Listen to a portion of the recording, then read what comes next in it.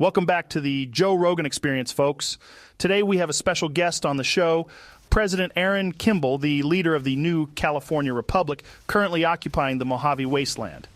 Mr. President, it's an honor to have you here. Thank you, Joe. It's great to be here. So let's jump right into it. The new California Republic has a long and storied history. Can you tell us a little bit about the founding of your nation? Absolutely. Before the NCR, there existed Shady Sands. The town was rife with conflict, with constant problems from rad scorpions and raiders alike. That was until the Vault Dweller stepped in. He single-handedly saved the town, and we still praise him as a hero today. Afterward, the new California Republic was founded in 2186 by Aradesh, who is also our first president. Our primary goal is to create a stable democratic society that could thrive in the post-apocalyptic world. That's really interesting. The Vault Dweller is something that Marcus, another guest on our show, has mentioned. So how has the NCR changed over the years? Well, we've faced a lot of challenges over the years, but I like to think we've come out stronger on the other side. Our population has grown significantly, and we've expanded our borders to include much of California and parts of Nevada. One of our biggest challenges is dealing with the various factions and groups that exist in the Mojave wasteland, where we're currently occupying. Those damn raider junkies, which we conveniently name fiends, have been giving us trouble left and right. Also, the cons have been a consistent problem for us. Some may call my take controversial, but Bitter Springs was justified. We've had to fight a number of battles to establish our presence here, and there are still threats that we need to deal with on a daily basis. That's a really bold take about Bitter Springs. Speaking of the Mojave wasteland, what can you tell us about the situation there? I've heard rumors of a conflict between the NCR and a group called the Legion. Yes, the Legion is a formidable enemy that we've been dealing with for some time now. They're a highly organized military force that's dedicated to the destruction of our republic. We've fought several battles with them already, but they continue to be a thorn in our side. That sounds like a tough fight. How do you plan to defeat the Legion? We have a number of strategies in place, but our primary focus is on winning the hearts and minds of the people of the Mojave. We believe that by demonstrating the benefits of democracy and freedom, we can show the people that the NCR is the best choice for their future. Well, it sounds like you have your work cut out for you. Another question, if you may. Many people have accused you of being corrupt and serving the will of the Brahmin barons. What do you say to these valid accusations?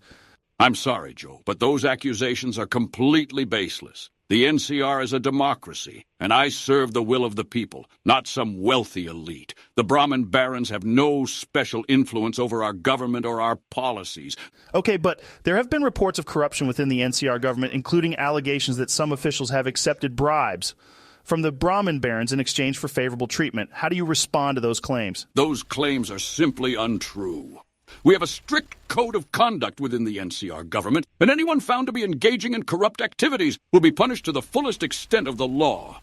These allegations are nothing more than baseless rumors spread by our enemies. All right, fair enough. Let's move on to another topic.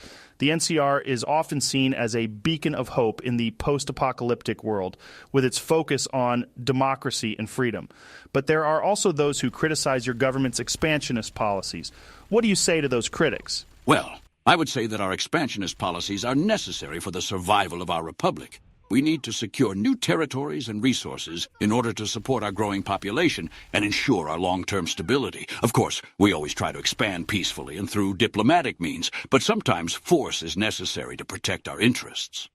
Many people are curious about your relationship with Robert House, the founder of New Vegas. Can you tell us a little bit about that? Well, Mr. House is an interesting figure. He's a brilliant man with a lot of ideas about how to improve the Mojave wasteland.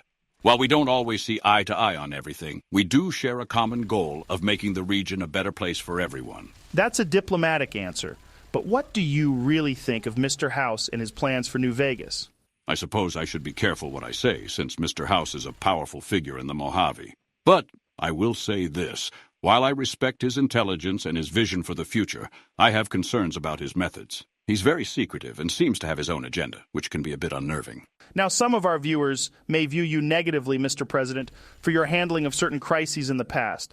For example, there was the I-15 incident where the new California Republic failed to provide aid to miners still troubled by death claws. There was also the situation at Camp Forlorn Hope, where NCR troops were left vulnerable to Legion attacks. And there have been concerns about your government's inability to deal with the Fiends gang. What do you have to say to those criticisms? Well, Joe, let me say that I take those criticisms very seriously. As the leader of the NCR, it is my responsibility to ensure the safety and security of our citizens and our troops. And in those instances, we fell short. However, it's important to understand that we are operating in a very challenging environment, with limited resources and a multitude of threats. We are doing the best we can with what we have, but mistakes will inevitably happen. The important thing is that we learn from those mistakes and strive to do better in the future. I can understand that, but some people might argue that these mistakes are indicative of larger problems within the NCR government. They might say that you're stretched too thin, or that you're not able to effectively govern such a large territory. What do you say to those criticisms? I say that those criticisms are unfounded. We have a robust system of governance in place, with checks and balances to ensure that power is not abused. And while there are certainly challenges associated with governing such a large territory, we have a dedicated and skilled workforce that is up to the task. Before we go, I have one more question for you, Mr. President. What are your thoughts on the Brotherhood of Steel? There have been reports of clashes between NCR troops and the Brotherhood in the past, and some people see them as a potential threat to the security of the region. The Brotherhood of Steel is an interesting group, to say the least. They have a unique perspective on the world and a strong sense of purpose. However, we have had our disagreements with them in the past, particularly over their hoarding of technology. That being said, we recognize that the Brotherhood can be a valuable ally in the fight against the Legion and other threats to the region. We are open to dialogue with them and are willing to work with them if it benefits the people of the Mojave. That's a reasonable approach. Well, Mr. President, thank you again for your time. It's been a pleasure speaking with you. Thank you, Joe. The pleasure was all mine. Welcome back, folks.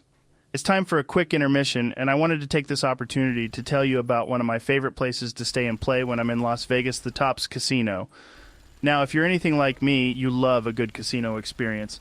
And let me tell you, the Tops has got it all. From the moment you step through the doors, you're greeted with the excitement and energy that only Vegas can provide. The slot machines are ringing, the dealers are dealing, and the drinks are flowing. But what really sets the Tops apart is their commitment to customer service. The staff is always friendly and helpful, whether you're a seasoned gambler, a first-timer just looking to try your luck, or someone who has unfinished business to deal with. And the amenities are top-notch, luxurious rooms, delicious restaurants, and even a world-class spa for when you need to unwind after a long night at the tables.